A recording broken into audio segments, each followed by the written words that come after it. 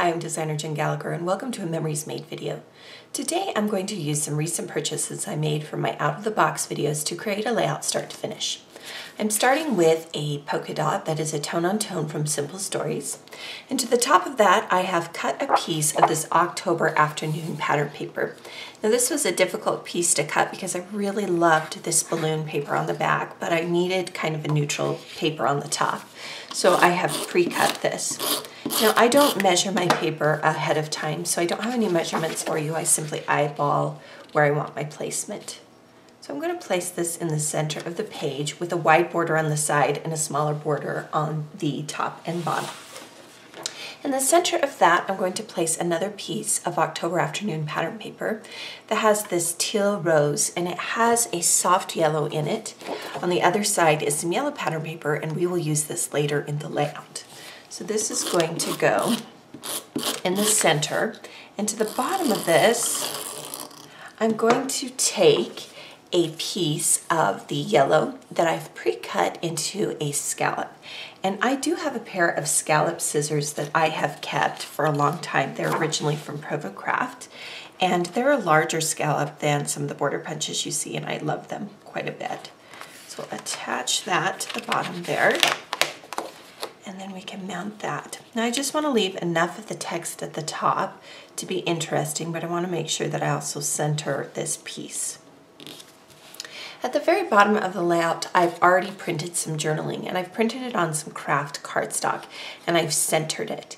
We're going to be bringing in some additional craft later in the layout, and that's why I went with the craft color. I'm going to tuck it just below this text here at the bottom, and just leave a little bit at the very, very bottom here. Make sure that we have it centered. Across the bottom of this particular long piece here, we're going to add some tape. I'm going to add some from KI Memories that I like. It is a Days of the Week stamp, and this is a kind of an everyday layout, which is why I chose this particular tape. I'm going to cover that bottom piece, and then across the top of that, I'm going to take some pink diagonal tape. It's in a soft pink. And I'm going to slightly off-center it, meaning I'm not going to cover all the way, or rather go to the end of the tape like I did with the other. To the top of that, I'm going to take another piece from the Simple Stories pack that I got in my out-of-the-box video.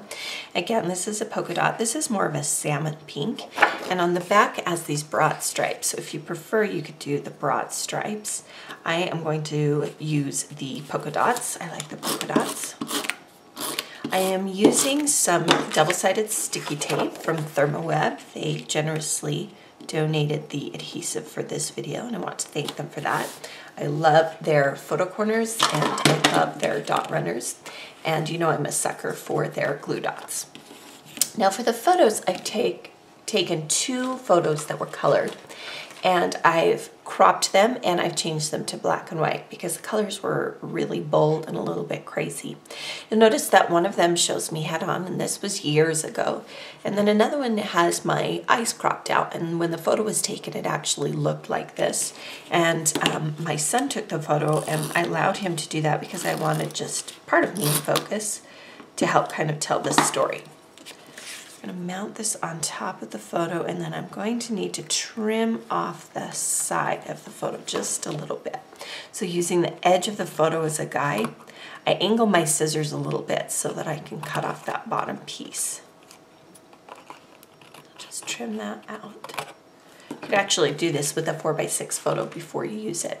These frames are chipboard. They're thick, and they are from crepe paper. And they work great for projects. They create a great eye-catching element for your pages. And they have several different sizes in their packaging. And it looks like I don't need to trim this one off. Before I place them down on the page with an adhesive, I kind of want to get a feel for placement here. First thing I'm going to add is a half doily piece. I tend to use doilies in halves, and then I keep the extra piece on hand later for another project. So think about ways to stretch your supplies. And I want to tuck this right behind here. Then to the photo on the right, I'm going to take 2 American Crafts tags, and these tags are from their DIY collection.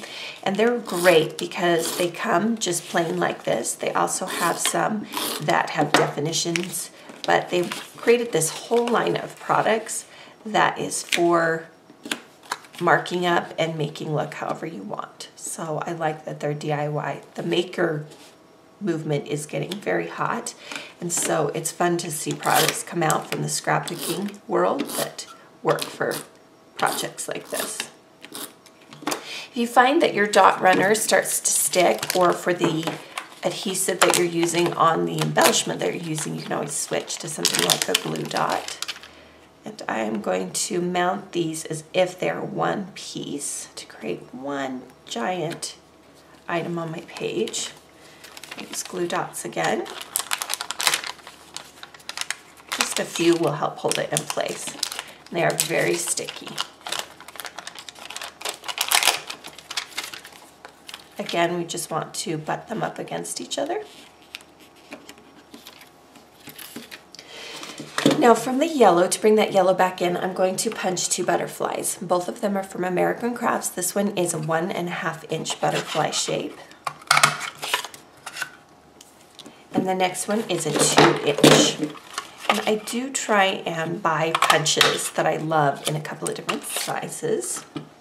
To the center of those, we're going to add some buttons. One is tied with twine and one is just tied in a knot. And I have 2 different sizes of buttons. One for the large butterfly and then one for the smaller butterfly.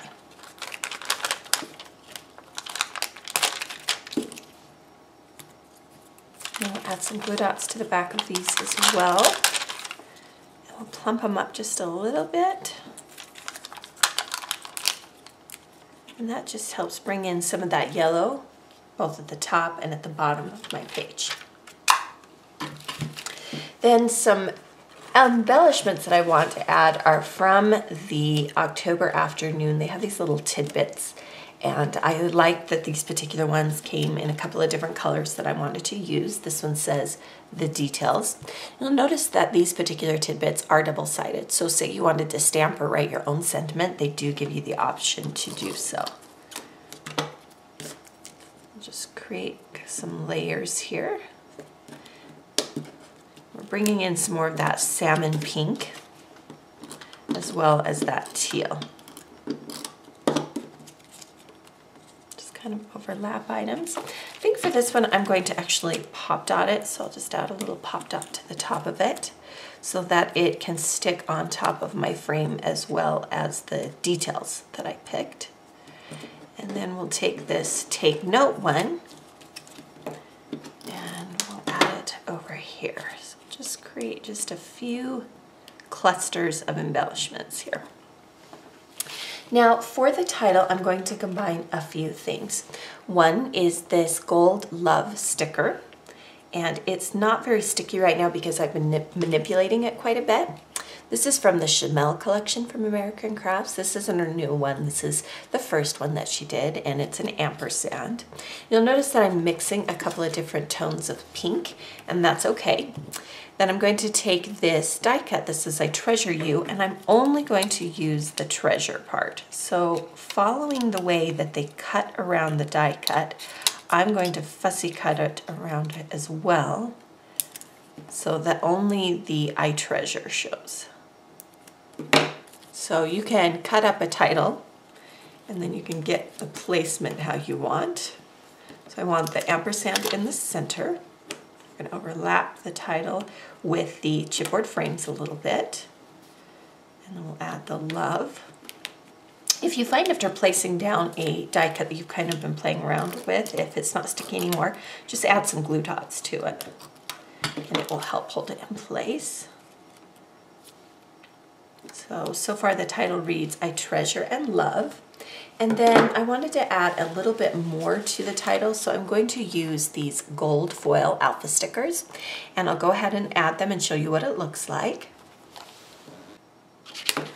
So you can see I've added this memory in those gold alpha stickers, and for the final element I'm going to take this You and Me tab from the October Afternoon Tidbits, and I'm going to add that right in the center of the page so the eye goes all the way down the center of that page.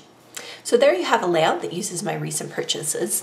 If you like the way that I have constructed this layout and you want to learn more about my process, including how I approach using common tools on your layouts, be sure to check out my Tool School workshop, which is a self-paced workshop available in my store. Here's a peek at what you'll have in this particular class, and the link is included in the following scene. For additional videos, be sure to subscribe to my YouTube channel so you don't miss out on any of the scrapbooking process videos I upload.